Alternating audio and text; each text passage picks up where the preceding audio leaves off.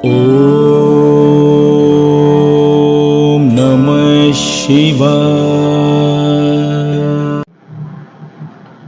அன்பு நல்ல உள்ளங்களுக்கு பணிவான வணக்கம். நாம் இப்போது பார்க்க போவது யமலிங்கம். கிரிவல வாஸ்து, திருவண்ணாமலையின் கிரிவல வாஸ்து. யமலிங்கம் என்பவர் மரண தெய்வம். ஐயோ என்ற மனைவியை பெற்றவர்.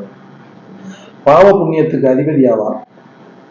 மறுபிறவி இல்லாமல் செய்பவர். மறுபிறவி இல்லாமல் செய்பவர் இவரே காரணம். மன கட்டுப்பாடுடன் இருப்பதற்கு இவரே காரணம். நமது உணர்வுகளுக்கு முக்கியத்துவம் கொடுப்பவர் யம பகவான். அவரோட திசை தெற்கு. இன்றும் வாஸ்து சாஸ்திரங்களில் தெற்கு பார்த்து விளக்கேற்றுவதோ இறைபாடு வழிபாடு செய்வதோ கூடாது என்பார்கள். ஏனென்றால் தெற்கு திசையில் யமன் இருப்பதால் அவருக்கு பூஜை புனஸ்காரம் செய்வது போல ஆகிவிடும் அப்படிங்கிறது நம்மளுடைய இயல்பு. திருவண்ணாமலையில் தெற்கு திசையில் இருக்கும் யமலிங்கத்தை நாம் வழிபட்டு நம்மளுடைய வீடுன்னு எடுத்துக்கொண்டால் இதில் மிக கவனம் செலுத்த வேண்டும். வடக்கு பார்த்த வீடு. தெற்கு திசை வீட்டிற்கு பலன் வடக்கு பார்த்த வீடு. இதில் குழப்பவே கூடாதீங்க. வடக்கு பார்த்த வீடு தான் தெற்கு சைடில் இருக்கும். அப்ப தெற்கில் இருக்கும் லிங்கம் யமலிங்கம், தெற்கு திசையில் இருக்கும் வீடு வடக்கு பார்த்த வீடு. அப்ப வடக்கு பார்த்த வீடுகள் எந்தெந்த ராசினருக்கு பொருந்தும்? வடக்கு பார்த்த வீடு. நம்பர் 1 சிம்ம ராசி. நம்பர் 2 தனுசு ராசி, கன்னி ராசி, மேச ராசி, மீன ராசி. இது போன்ற ராசிக்காரர்களுக்கு 100% வடக்கு பார்த்த வீடு மிக மிக நற்பலனை கொடுக்கும். அப்போது வடக்கு பார்த்த வீட்டில் ஏற்படும் குறைபாடுகளோ, நாம் கட்டியிருக்கும் வீட்டில் குறைபாடுகளோ அல்லது வாஸ்து தோஷங்களோ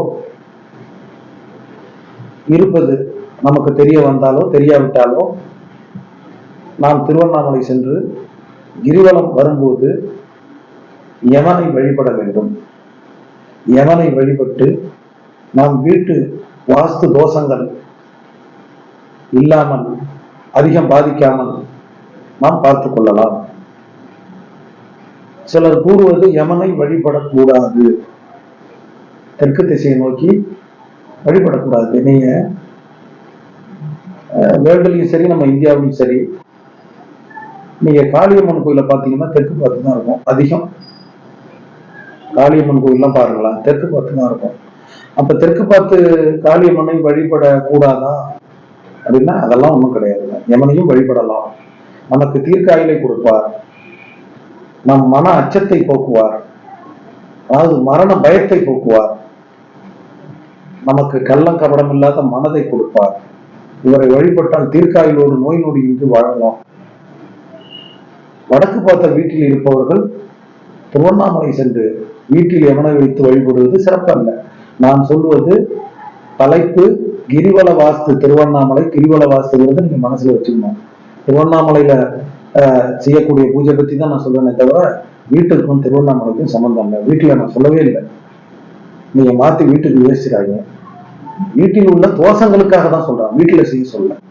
அப்போ வடக்கு பார்த்த வீட்டில் வசிப்பவர்கள் திருவண்ணாமலை சென்று யமலிங்கத்தை வழிபட்டு இந்த வீட்டு வாஸ்து தோஷங்களை பாதிக்காமலும் நமக்கு பயம் இல்லாமலும் செய்து கொள்ளலாம்.